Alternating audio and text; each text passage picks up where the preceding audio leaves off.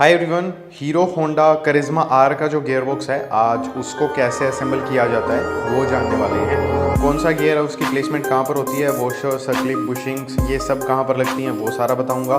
साथ ही साथ कौन सा गियर कौन से गियर का काम करता है, मींस फर्स्ट गियर कौन सा है, सेकंड कौन सा है, थर्ड कौन सा है, और ये जो रेशियो है ये कैसे आइडेंटिफाई किया जाता है। इनपुट शाफ्ट और आउटपुट शाफ्ट में गियर्स को आइडेंटिफाई करने में कुछ डिफरेंसेस होते हैं, वो क्या होते हैं, इन सभी बातों की इस वीडियो में जो चर्चा है वो होने वाली है। सो मेक श्योर अब इसको पूरा देखें। With that being said, without wasting much time, let's get started. But उससे पहले बात करते हैं इस वीडियो के स्पॉन्सर की, जो कि है CarPM bike scanner. So basically CarPM bike scanner की हेल्प से आप अपनी बाइक को प्रॉपर्ली स्कैन कर सकते हैं, उसके कोड्स हैं उनको डायग्नोज कर सकते हैं, रीसेट कर सकते हैं, सर्विस रीसेट कर सकते हैं, एंड साथ ही साथ जो लाइव डेटा है बाइक का उसको भी आप एक्सेस कर सकते हैं। एंड अभी इनकी एक क्विक फ्लैश सेल चल रही है, तो डिस्क्रिप्शन में लिंक है, अगर आप उससे जाकर के इनका कोई भी प्रोडक्ट परचेस करते हैं तो आपको फ्लैट 15% डिस्काउंट मिलेगा।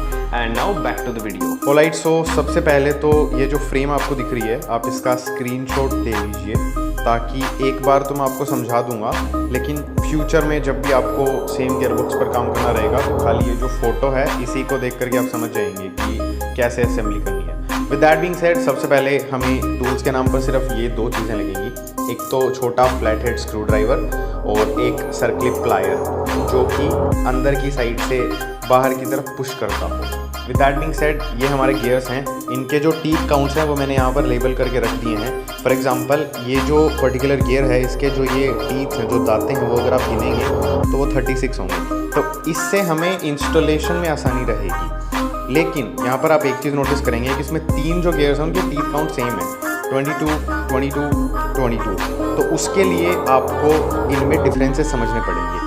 इनपुट शाफ्ट का जो 22 टीथ वाला जो गियर है उसका अंदर का जो डायमीटर है वो छोटा है, तो ये तो इनपुट में हो गया, कंफ्यूजन नहीं होगा।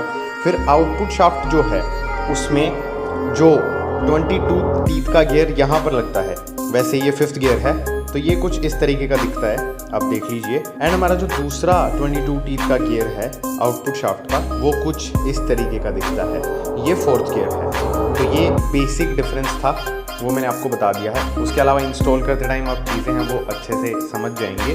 अब जल्दी से बता देता हूँ कि कौन सा गियर कौन सा है। तो उसके लिए सबसे पहले जो इनपुट एंड आउटपुट शाफ्ट में बेसिक डिफरेंस होता है वो समझते हैं। इनपुट शाफ्ट हमारी इस वाली शाफ्ट को बोला जाता है जो कि क्लच से जुड़ी हुई होती है, तो क्रैंक से क्लच में आता है पावर, उसके बाद में इस शाफ्ट में आता है, तो इसलिए इसको इनपुट शाफ्ट बोलते हैं क्योंकि इसमें से पावर आ रहा है। और इस शाफ्ट को आउटपुट शाफ्ट बोला जाता है क्योंकि इससे पावर जाएगा, यहाँ पर हमारा स्प्रोकेट लगता है चैन वाला, और फिर जो फाइनल ड्राइव है उस तक पावर पहुँचती है, तो इसलिए इनपुट, ये आउटपुट।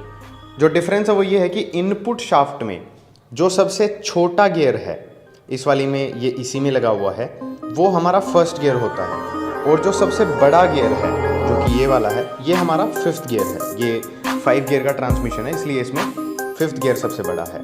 और आउटपुट शाफ्ट के केस में जो सबसे बड़ा गियर होता है वो हमारा 1st गियर होता है, तो ये सबसे बड़ा गियर है, ये 1st गियर है, और जो सबसे छोटा गियर होता है वो ये है, ये 5th गियर है। अब दोनों सेम टीथ काउंट के गियर्स हैं, तो उनमें मैंने कैसे बता दिया कि ये 5th है, वो ऐसे कि जो रेशियो है उसको देखेंगे हम। यहाँ पर दोनों 22 हैं, लेकिन यहाँ पर ये 27 है, ये 22 है, विच मीन्स इसका सबसे बड़ा, इसका सबसे छोटा, तो इसलिए ये 5वां गियर है। तो फर्स्ट, सेकंड कैसे, ये सेकंड है, ये सेकंड है, ये आउटपुट का सेकंड है, ये इनपुट का सेकंड है, वैसे ही ये फर्स्ट है, ये फर्स्ट है, ये 3rd गियर के दोनों गियर्स हैं, ये 4th के और ये 5th के। And with that being said, अब करते हैं इनकी असेंबली। तो शुरुआत करेंगे जो ईजियर पार्ट है उससे, तो हमारी इनपुट शाफ्ट से हम शुरुआत करते हैं। So there we go. सबसे पहले हमारी जो इनपुट शाफ्ट है उसमें 1st गियर पहले से लगा हुआ है, तो ये हमें लगाने की ज़रूरत नहीं है। फिर आएगा ये 19 टीथ का हमारा नेक्स्ट गियर जो कि इसमें लगने वाला है। अब इसमें ये जो फ्लैट साइड है ये हम इधर रखेंगे, तो ये कुछ इस तरीके से लगेगा। फिर लगाएंगे इस वॉशर को, तो ये किसी भी डायरेक्शन में वैसे आप लगा सकते हैं। इट इज़ जस्ट ये जो स्प्लाइंस हैं इनके जो कट्स हैं इनमें ये फिट होगा, वैसे किसी भी कट में कर सकते हैं, कोई पर्टिकुलर कट की मैं बात नहीं कर रहा हूँ। ये कुछ इस तरीके से लगता है। फिर लगेगी हमारी सर्कलिप। इस पर्टिकुलर गियर बॉक्स में टोटल 3 सर्कलिप्स लगती हैं, सबकी साइज सेम है, तो उसकी आपको टेंशन लेने की ज़रूरत नहीं है। सर्कलिप को कैसे इंस्टॉल करते हैं, वेल ये वाला जो कट है इसमें मैं आपको लगा करके दिखा देता हूँ। अभी हमें इसको यहाँ पर लगाना है, बट यहाँ पर लगाऊंगा तो आपको दिखने में थोड़ी दिक्कत होगी, इसलिए यहाँ पर कैसे इंस्टॉल करते हैं उससे आपको प्रोसेस समझ में आ जाएगी। तो सबसे पहले सर्कलिप को हम यहाँ पर प्लेस करेंगे, उसके बाद में हमारे प्लायर की हेल्प से इसको हम कुछ इस तरीके से एक्सपैंड करेंगे। ये देखिए हल्की बेंड हो रही है, ऐसे बेंड नहीं करना है, तो बहुत ही केयरफुली जो सर्कलिप है उसको हमें लगाना है। साथ ही साथ हमें एक चीज़ मेक श्योर करनी है कि जितनी ज़रूरत है हम उसको उतना ही एक्सपैंड करें। ज़रूरत से ज़्यादा अगर हम सर्कलिप को एक्सपैंड करेंगे तो ये डैमेज हो जाएगी, फिर कोई फ़ायदा नहीं। अब इसको हम यहाँ पर ला करके छोड़ देंगे। अब ये प्रॉपरली अपना जो कट है उसमें फिक्स नहीं हुई है, उसके लिए हम यूज़ करेंगे फ्लैट हेड को। ये कुछ इस तरीके से इसको मैंने स्लाइड किया एंड देयर वी गो। जो सर्कलिप है वो अपने कट में फिक्स हो चुकी है, लेकिन इसको हमें यहाँ फिक्स नहीं करना है, यहाँ जो कट बना हुआ है ये वाला इसमें फिक्स करना है। तो मैं इसको यहाँ पर फिक्स कर लेता हूँ। देयर वी गो, लग गई। उसके बाद में ये वाला जो गियर है इसको हमें लगाना है। इसका जो टीथ काउंट है वो 22 है और इसकी इंस्टॉल करने की जो डायरेक्शन है वो ये ऐसे रहेगी। इसको हमें कुछ इस तरीके से लगाना है। अब ये मैंने कैसे फिगर आउट करा, तो उसकी आपको ट्रिक बता देता हूँ। इसमें आप देखेंगे तो इसके जो ये जो सेक्शंस हैं जो यहाँ पर फंसते हैं ये टेपर्ड हैं, मतलब ये थोड़ी सी ट्रायंगल टाइप शेप है। दूसरी साइड ये एकदम स्क्वायर शेप में है। इस पर्टिकुलर टीथ के जो ये वाले सेक्शंस हैं इनको हम देखेंगे तो ये भी फ्लैट हैं। तो हम इन फ्लैट सेक्शंस के साथ अगर जोड़ने जाएंगे तो रिजल्ट कुछ ऐसा आएगा। ये देखो इनकी जो कनेक्टिविटी है वो प्रॉपर हो नहीं रही है, इनके बीच में काफ़ी गैप है एंड दैट्स व्हाई हम इसको ऐसे लगाएंगे। अब देखना एकदम सीमलेस जो गैप है इनका वो हो रहा है। तो ये एक छोटा सा मेरा तरीका है इनको समझने का। उसके अलावा ये जो कट सेक्शन है इसमें हमारा जो शिफ्ट फोर्क वो लगता है, तो अगर आप गलत लगा देंगे तो जो शिफ्ट फोर्क है वो प्रॉपर्ली नहीं लगेगा, उससे भी आप समझ सकते हैं। लेकिन वो जब आप गियर बॉक्स को क्रैंकेस में लगाने जाएंगे तब समझ में आएगा, तो इसलिए हमें पहले ही सही लगाना ज़रूरी है। लेकिन अगर आप गलत लगा देते हैं तो गियर बॉक्स प्रॉपर्ली फिट नहीं होगा, तो टेंशन मत लीजिएगा। इंजन के जितने भी पार्ट्स हैं वो एक पर्टिकुलर ऑर्डर में ही लगने के लिए बने हैं, उनको अगर आप गलत लगा देंगे तो थोड़े टाइम बाद आप समझ जाएंगे कि हाँ यार ये पार्ट ऐसे वर्क नहीं करेगा। तो इतना भी मुश्किल नहीं है, लेकिन अभी के लिए इसकी डायरेक्शन हम समझ गए हैं। अब इसको रोक के रखने के लिए हमें यहाँ पर फिर से एक सर्कलिप लगानी है कुछ इस तरीके से। फिर लगेगा ये एक वॉशर, तो इसको हम लगाएंगे इन स्लॉट्स को अलाइन करते हुए कुछ इस तरीके से। फिर लगेगी ये बुशिंग, इसको आप कॉलर भी बोल सकते हैं, इसको कुछ इस तरीके से लगाना है एंड इन सारे पार्ट्स को आपको ऑयल से अच्छे से लुब्रिकेट करते हुए लगाना है। मैं ऑयल क्यों नहीं काम में ले रहा हूँ, कैमरा जो है उसमें ऑयल का रिफ्लेक्शन आता है, उसकी चमक आती है, तो चीज़ें आपको अच्छे से समझ में नहीं आएंगी। तो इसके लिए मैं थोड़ी देर बाद में ऑयल लगाऊंगा, लेकिन आपको फिक्स करते टाइम ही लगा लें।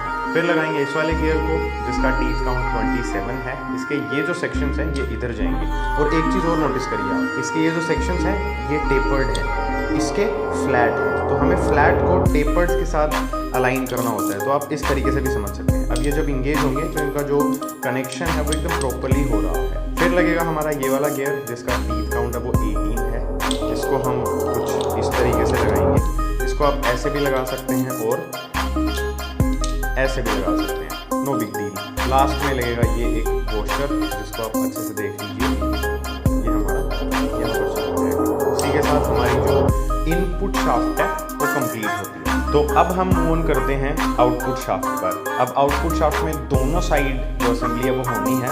सबसे पहले हम इस साइड की करेंगे, स्प्रॉकेट की साइड की जो असेंबली है वो हम बाद में करेंगे। ये आ गई हमारी आउटपुट शाफ्ट। पहला जो गियर है वो हम लगाने वाले हैं ये वाला। टीथ काउंट इसका 22 टीथ है एंड इसकी फ्लैट साइड हम इस तरफ रखेंगे और ये कुछ ऐसे लगेगा। उसके बाद में लगाएंगे यहाँ पर एक वॉशर को। ये वॉशर भी बाकी के वॉशर्स की ही तरह है, ये लग गया। फिर यहाँ पर लगेगी ये वाली सर्कलिप। तो प्रोसेस आपको पता ही है, मैं फटाफट लगाता हूँ, ये लग गई। उसके बाद में लगेगा 24 टीथ वाला गियर। तो इसमें बड़ी वाली साइड है उसको हम बाहर रखेंगे, छोटे वाली को अंदर। उसके अलावा जो तरीका मैंने बताया था उससे भी आप समझ सकते हैं। ये फ्लैट सेक्शन है, ये टेपर्ड सेक्शन जो है वो है। तो इनको अगर हम मर्ज करते हैं तो इनका एकदम परफेक्ट जो कनेक्शन है वो बनता है। उसके बाद में लगाते हैं एक वॉशर, देयर वी गो। फिर लगेगी स्लीव।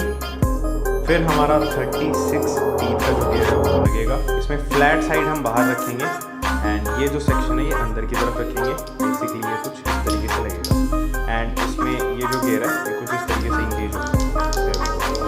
एंड लास्टली इस साइड ये वॉशर लगेगा, इसको आप अच्छे से देख सकते हैं।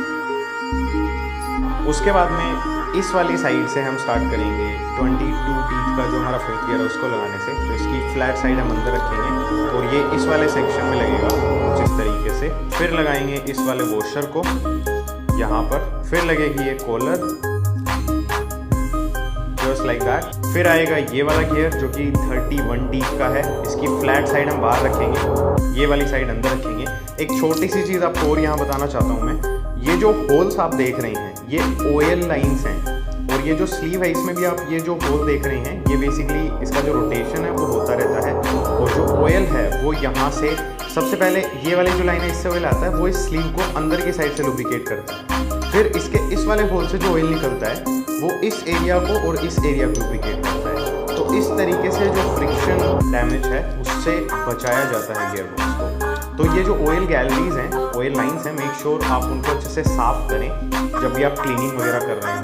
अदरवाइज क्या होगा कि जो गियर बॉक्स है वो सीज होने के चांसेस काफ़ी रहेंगे। एंड लास्ट में लगेगा हमारा ये वॉशर। अब दोनों जो शाफ्ट्स हैं उनको मर्ज करते हैं। तो इनपुट शाफ्ट का ये वाला सेक्शन है ये इधर रखेंगे, तो आउटपुट शाफ्ट का जो स्प्रोकेट वाला सेक्शन है उसको हम दूसरी डायरेक्शन में रखेंगे एंड ये कुछ इस तरीके से मर्ज होगा। अब इसको इंस्टॉल करना है इंजन में, जिसकी जो प्रोसेस है वो आपको करिश्मा आर का जो इंजन रीबिल्ड का वीडियो है उसमें देखने को मिल जाएगी, जो कि काफ़ी जल्दी ही आने वाला है। So make sure you stay tuned for that. With that being said, इस वाली वीडियो में इतना ही गाइस। मैं भी आपसे फिर कभी किसी और वीडियो में, तब तक के लिए